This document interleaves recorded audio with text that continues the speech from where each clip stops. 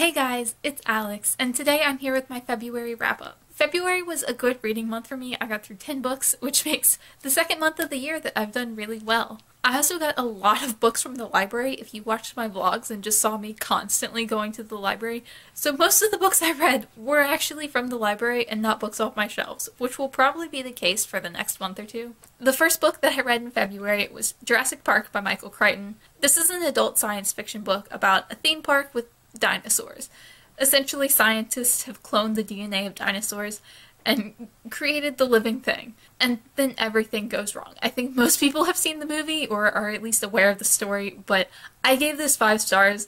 I do really enjoy the movie. I don't think it's one of my favorite movies, but it's a really good movie. But this book put it to shame. This book was amazing. It had so much more depth than the movie did. It was so well written. It was like, it took everything good about the movie and was just a little bit better in every possible way, and I adored this book. I actually started The Lost World, but I haven't finished it yet because I kept hearing bad things and I kept putting it off, so hopefully that will be a March read, but this was stunning. This is one of my new favorites. This is by far the best book I've read so far this year, and I would highly, highly recommend if you like science fiction or if you like the Jurassic Park movie. It's worth it. Next, I read Girls of Paper and Fire by Natasha and Ngan. This was for the Literary Alliance book club over on Facebook, which is run by Kylie Graham. I will link both of those down below if you're interested in joining. But this is a young adult fantasy novel. It was released in 2018. It's about a fantasy world that has a very strict caste system that separates demons from the ordinary humans. Our character is an ordinary human who becomes a sex slave for the king. It sounds interesting. It sounds like the kind of thing that could have a lot of depth within the caste system in the world. But instead it turned out to be kind of shallow with a lot of victim blaming, and the writing just felt clunky and all the characters fell flat. I gave this 2 stars. It didn't live up to the hype for me, and judging from the other reviews I've seen and the reactions of other girls in the chat, I don't think it lived up to the hype for many people. Then I read Carthage by Joyce Carol Oates. This is an adult literary fiction novel, I believe, about a small town in New York where a girl goes missing and the likeliest suspect is an Iraqi war veteran who was the ex-fiancé of her older sister. And the book follows the war veteran, the family, and the girl's past as everything intertwines. I liked a lot of things about this book. I thought a lot of things were really beautiful, but I also thought that a lot of aspects of this book were really boring or really poorly executed, and that Joyce Carol Oates is not a subtle writer. Her writing style was very strange and very difficult to get through, and this is a thick book, but it was also very slow to read because of her writing style. I gave it 4 stars, but it was a hesitant 4 stars because I had very, very mixed feelings, and I can't really get into all my feelings talking about it in just a wrap-up. I will have my review for this out soon. But I had very mixed feelings. I'm not sure if I liked this book, despite giving it 4 stars, but I'm kind of excited to read another book by Joyce Carol Oates. And then I read All Your Perfects by Colleen Hoover. This is an adult romance novel about a couple who is struggling with infertility and their marriage issues. I gave this 1 star. I really wanted to like Colleen Hoover, but in the end, I think her writing style just didn't mesh with me. She tells the story in first-person present perspective, and we spend a lot of time in the character's head just hearing their rambling thoughts instead of actually within the action of the story. And I really don't like that. That's one of the issues I have with first-person present tense. I think probably had this been another Colleen Hoover book, I might have given it 2 stars, but I didn't know so much of this book was focused on infertility. And there was no hint of that in the description or from what I've heard of anyone else. So I really wish I hadn't picked it up just because I have no interest in reading about infertility. It's kind of fine if it's in a book that I'm already interested in. Like, it's not going to make a book bad for me. But if it's in a book I already don't like, that was just the final straw that I really, really didn't like this book. And it wasn't so much that I thought it was bad. It's just one of those books where there was literally nothing for me in this. I can see why people like her, but for me, there were too many flaws and just nothing I enjoyed.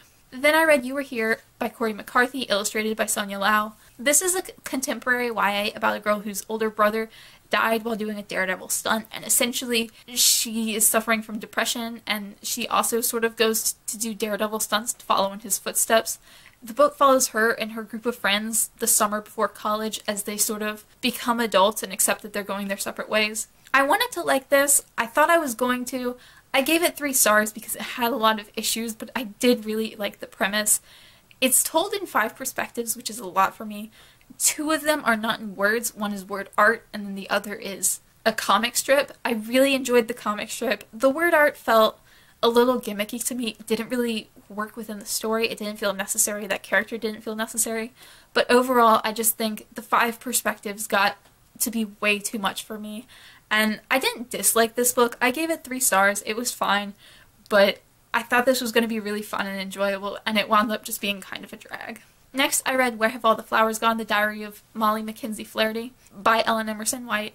This is a middle grade historical fiction diary. It's part of the Dear America series, which there are a lot of books in that series. Emerson White wrote a couple of them, so I picked up a couple of her books that she'd written for this, and I really enjoyed this. It surprised me how much I enjoyed this. This is the diary of a 15-year-old girl during the Vietnam War. Her brother is fighting overseas, and she's just sort of dealing with being at home and understanding what the war is and why the war is happening and why people have these very different opinions on it. And she's a very smart girl, a very intelligent person. She's a very well-developed character, and I love this book. I gave it 5 stars. I was expecting to like this because it's a reread for me. I read it when I was a kid, really liked it. But I was sort of expecting it to be about a 4-star enjoyable, like definitely a kid's book, but this was 5 stars. I absolutely adored this, and it left me really excited to read more of these diaries because they hold up a lot better than I thought. This was fantastic. If you have a kid, a middle grade age child, who you want to teach history to, give them some of these books, like, depending on what you want them to read about. They cover all aspects of history, different countries. There are Dear Canada diaries as well, of which I've read several and enjoyed. The whole series is essentially the same thing. They're just these real quick little diaries that are absolutely wonderful, and they hold up for adults. I gave it 5 stars, and I don't just give 5 stars to anything. And then I read Born Survivors by Wendy Holden, which was my only nonfiction book of the month. This tells the story of 3 women who are pregnant when they arrive at Auschwitz, and they all eventually arrive at the concentration camp Mauthausen around the time that they've given birth. It's a very heartbreaking, emotional, touching story. It was very hard to read because it is very graphic about everything they suffered during the Holocaust for years. And it's very, very sad, but also so interesting and so worthwhile because it tells the story of these women almost like a biography. Instead of just focusing on the Holocaust aspect, it covers their lives from birth to death, and it covers what happened after the Holocaust and how they returned home and eventually left home. And it covers their children a little bit as well. And I just found this whole book fascinating. It was super easy to read. I give it 4 stars because I do think there was a lot of very basic information that was not covered super well. But overall, just fantastic. Would highly recommend if you're interested in the subject matter and feel like you can handle that kind of sensitive topics. My audiobook read for February was Big Little Lies by Liane Moriarty. This was a reread for me, and I gave it 3 stars. I originally read this book in 2017 and gave it 4 stars, and in my original review was talking about how much I loved it, but this time I didn't really feel that. I don't know if it's just not as good upon reread, or if I've changed as a reader, or if the audiobook version was just not as good of an experience for me. But this book felt like it dragged. All the characters were really annoying.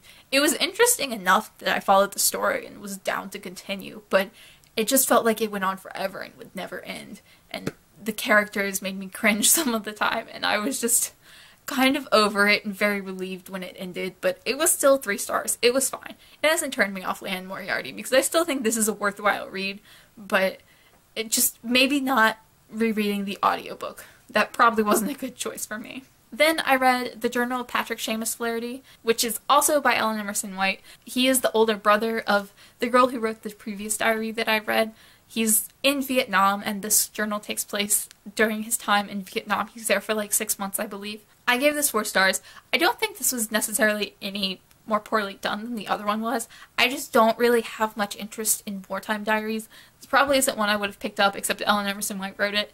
Incredibly well done, just I don't have as much interest in the soldiers at war aspect. I'd rather read about civilians, either Vietnamese civilians or American civilians, so maybe not exactly for me, but again, if you have a kid who's interested in this kind of thing, or who you want to be interested in this kind of thing, give them these books because they're absolutely wonderful. And I did still really enjoy this. I don't just give out 4-star reviews because I thought a book was okay. Like, this was great, just not quite as great as Where Have All the Flowers Gone. And the 10th and final book I read was A Season of Daring Greatly by Ellen Emerson White.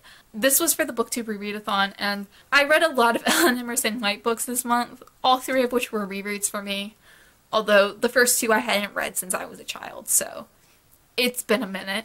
This I read when it came out 2 years ago, and really enjoyed it then. I gave it 4 stars back then. Now I've upped that to 5 stars. This is an absolutely wonderful book.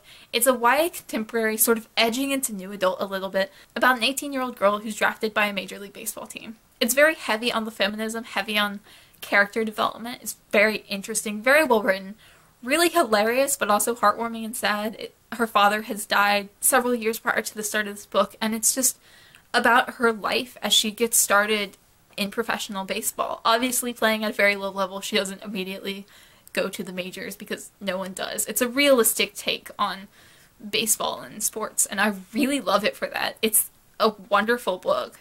I think you do have to kind of like baseball a little bit. You might not have to, but I do think there's a lot of baseball in this book, and if you don't enjoy baseball at least a little bit, it might be a little bit rough for you, but it's still so worthwhile. Jill is a fantastic character, and she's absolutely hilarious. Ellen Emerson White is one of my favorite writers, and I read 3 of her books this month, 2 of which were 5 stars. So that tells you everything you need to know, I think. I highly recommend this book, and it was so much fun to reread. Let me know down below if you've read any of these, if you enjoyed any of these books, or if you disliked them. I'm always interested to hear your guys' opinions, and I will link my Girls of Paper and Fire review down below. That's the only one that's up so far, but hopefully I will get the others up soon because most of them have been filmed. As always, thank you guys so much for watching, and I'll see y'all again soon.